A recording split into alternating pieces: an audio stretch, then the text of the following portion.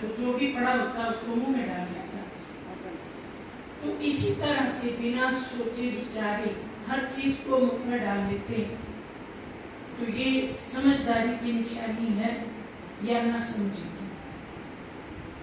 कई लोग ऐसे सोचते हैं कि व्यसन तो परंपरागत है, लेकिन ये परंपरागत नहीं। हमारी भारत की जो संस्कृति है वो दैवी संस्कृति है। देवी देवता हमारे पूर्वज थे।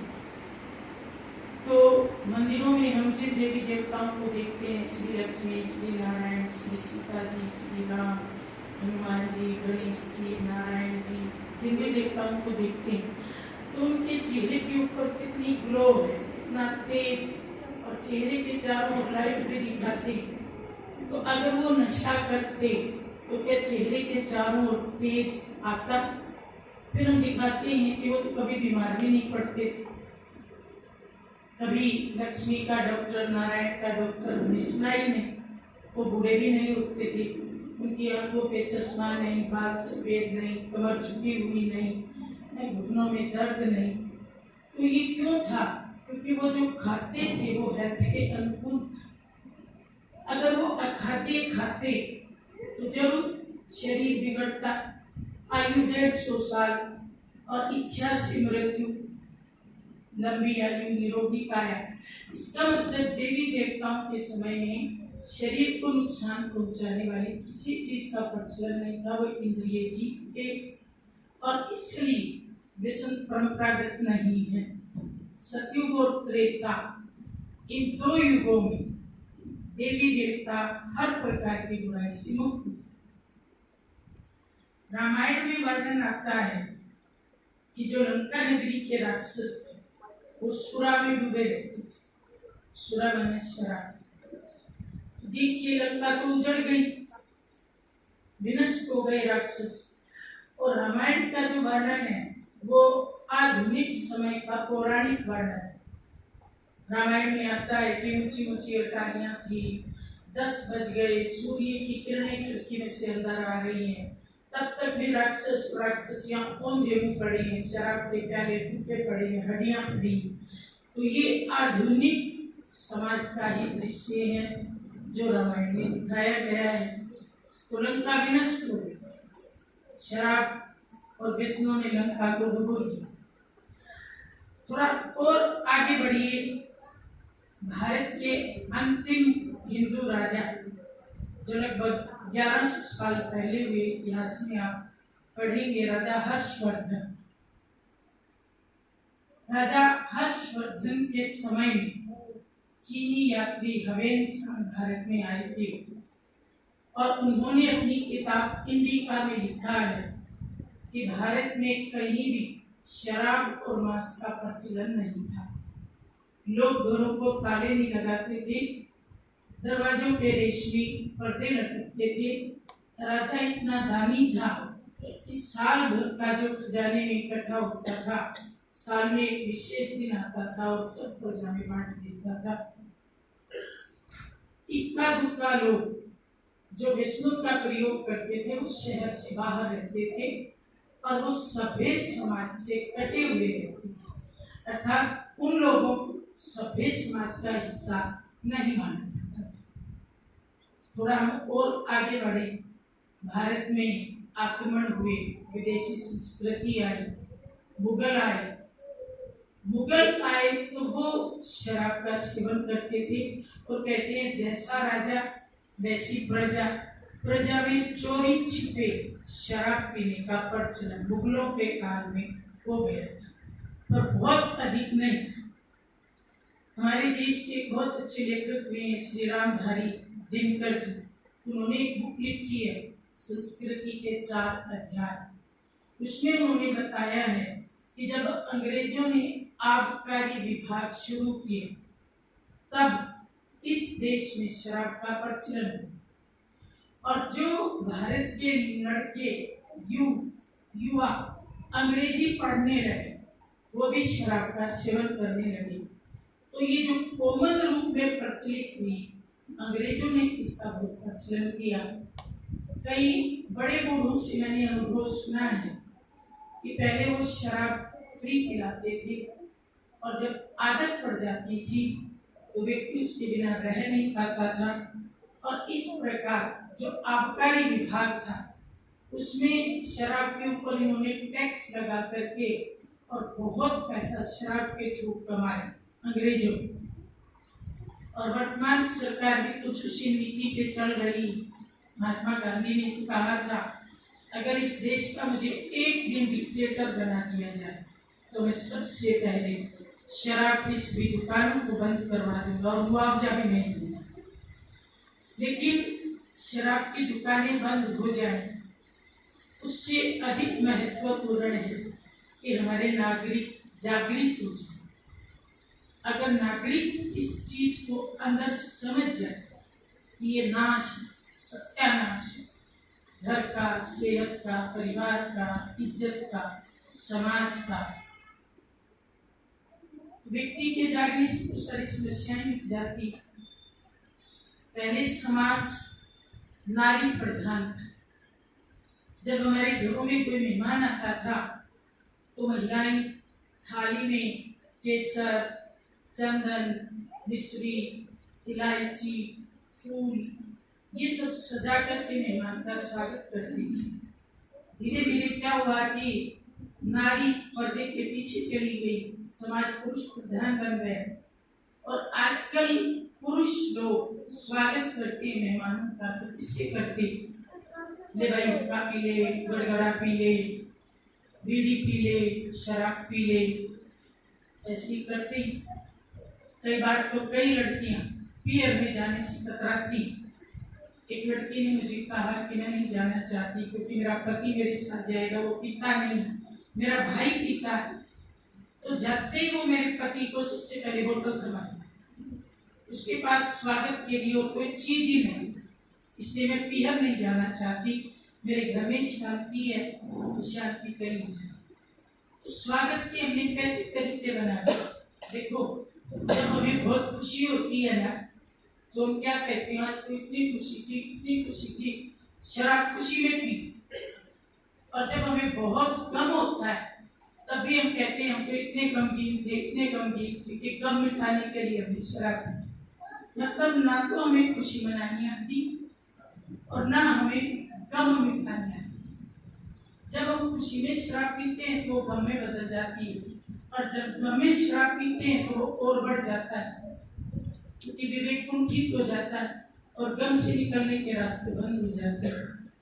तो वास्तव में तो ये विवेकहीनता है जो इस काम करा रही है।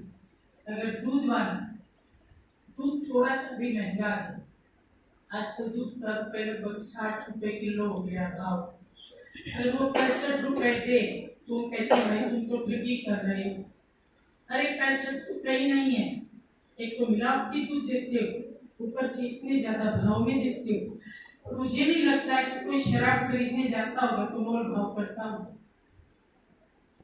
बोतल पे जितना लिखा है वो आंख बंद करके उठा देता है, कभी नहीं कहता 5 रुपए कम कर दे, 10 रुपए कम कर दे। तो घी दूध में होता है ना जी, घी कम में दे दो, दूध कम में दे दो। और हमें ये भी नहीं पता कि उसमें क्या क्या मिलाया गया है, चाहे उसमें कोई कीड़े मिला दे, चाहे उसमें कोई सड़ी हुई चीजें मिला दे, सब मंजूर। घर में अगर घरवाली खाना बनाती है और उसमें बाल निकल आए, एक तिनका निकल आए, तो देखो हम कैसे हावी हो जाते हैं माताओं बहनों के। सफाई से काम नहीं करती, ठीक से काम नहीं करती, भोजन ठीक से नहीं बनाती। और शराब की बोतल में तो चाहे जितने मर्जी कीड़े पड़े, और बनते ही कीड़ों से हो। जब आप किसी चीज को सड़ा दोगे तो सड़ी हुई चीज का नाम ही शराब।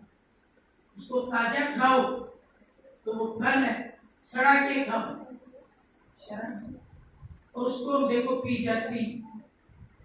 इसलिए हम जागे, अपनी अंतरात्मा को जागृत करें।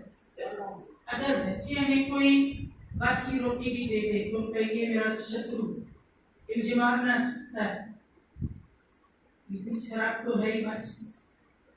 तब हमें नहीं लगता कि ये शत्रु और मारना चाहता है। शराब पी के रोज भारत में कितने लोग मर रहे हैं। मैं एक शराब का नाम ले रही हूँ क्योंकि नाम लेने लगूं तो मेरा आधा भाषण तो नाम लेते लेते पूरा हो जाएगा। कोई भी व्यसन, उस व्यसन के कारण कितने लोग मर रहे। भारत पाकिस्तान की सीमा पर हमारा एक जवान अगर पाकिस्तानियों की गोली से मर जाता है तो हल्ला मचा देते हैं पाकिस्तान हमारा शत्रु, उसने हमारे एक जवान को मार दिया, उसके 10 मारे। कितनी देशभक्ति है हमारे भीतर। और शराब पी के चाहे हमारे 20 नौजवान मर जाए, हमारे कान के नीचे जू नहीं देते। देश के अंदर कुछ भी मर जाए, हो जाए, घर उजड़ जाए, बच्चे यतीम हो जाए, महिलाएं भूखी मर जाए, हमारे कान के नीचे जू नहीं देते। बस पाकिस्तानी हमें नाम आए, शराब मार दे, छूट शराब। तो कई लोग ये भी कहते हैं कि जो बनाने वाले हैं वो बनाना बंद कर दें। ये एक पहलू है, बनाने वाले बनाना बंद कर दें, लेकिन पीने वाले अगर पिएंगे तो बनाने वालों की तो बिकेगी भाई। बीड़ी सिगरेट, जिन लोगों के बीड़ी के कारखाने हैं, सिगरेट के कारखाने हैं, गुटखे के कारखाने हैं, उनके बच्चे विदेशों में पढ़ते हैं, उनकी बड़ी बड़ी कोठियां, उनकी बीवियां कितनी ज्वेलरी पहनती हैं, कितनी घूमती और कितना अच्छा खाती। बनाने वाले का भंडारा भरपूर है और पीने वाले का भंडारा खाली। बच्चे फीस के लिए तरसते, बीवी 2 रोटी के लिए तरसती है, कर्जा चढ़ जाता है और वो बेचारा 30 साल की आयु में 60 साल जैसा लगा। घर में रोग है, गरीबी है, तो बताओ बंद कौन करे? बनाने वाला क्यों बंद करेगा? उसकी तो आमदनी हो रही, घाटा किसको हो रहा है? पीने वाले को बंद उसे करना चाहिए। भाई मैं कर्ज में डूब रहा, इसलिए पीने वाले खाने वाले जिस चीज को नहीं लेते। आजकल आप देखो डालडा घी मुश्किल ही कहीं मिलता है, खरीदने वालों ने खरीदना बंद कर दी।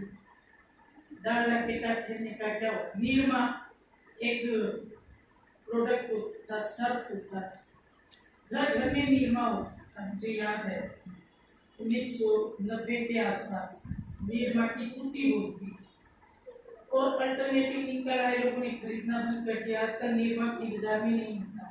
तो जिस चीज को पब्लिक नहीं लेती वो चीज अपने आप ही गुम हो जाती, तो लेने वालों के ऊपर। अगर भारत की गरीबी का मूल कारण समझें तो नशे मूल कारण। एक आदमी अगर प्रतिदिन 30 रुपए का भी नशा करता है तो महीने का नशा कितना हो गया? 900 रुपए। साल का कितना हो गया? 10,800। मोटा मोटा 10,000 मान लीजिए, साल का खर्चा 10,000। जब हम कहते हैं कि महंगाई ने मार दिया, जो व्यक्ति 10,000 नशों पे खर्च करेगा, महंगाई उसको क्या बिगाड़ेगा? लगता है उसके पास तो खदान है। जिसको महंगाई से भय लगता है वो अपने खर्चे कम करे और उसमें भी व्यसनों के खर्चे कम करे। लेकिन हमें महंगाई से खुजली होती है, नशों से खुजली नहीं होती। नशा तो हम कितना भी करते हैं और गरीब और अधिक गरीब होता जाता है। कई लोग ये भी कहते हैं बहन जी बीड़ी सिगरेट की दुकान बंद हो गई तो फिर बेचारे कई लोग बेरोजगार हो जाएंगे, ऐसे भी कहते हैं। इसका मतलब ये हुआ कि भाई हमारी दुकानें ऐसी हैं कि किसी का रोजगार चलेगा और कोई जान से हाथ धोएगा। कुछ लोगों को रोजगार मिल गया है, ठीक कमाएंगे, और खरीदने वाले अपने प्राण त्यागेंगे। ऐसा रोजगार ऐसा होना चाहिए कि बेचने वाले का भी घर भरे और खरीदने वाले का भी घर भरे। तो ये तो ऐसा है कि बेचने वाले की चांदी हो रही है, खरीदने वाला लूट रहा है। अच्छा, अगर हम ये कहते हैं कि व्यसनों के बिना कई लोग बेरोजगार हो जाएंगे, तो इसका मतलब ये हुआ कि आप झगड़ा नहीं करेंगे तो कोर्ट बेरोजगार हो जाएंगे। यही मतलब हुआ ना भाई, हमारे झगड़े बंद हो गए, सारे जज बेरोजगार हो गए, सारे वकील बेरोजगार हो गए, तो झगड़ा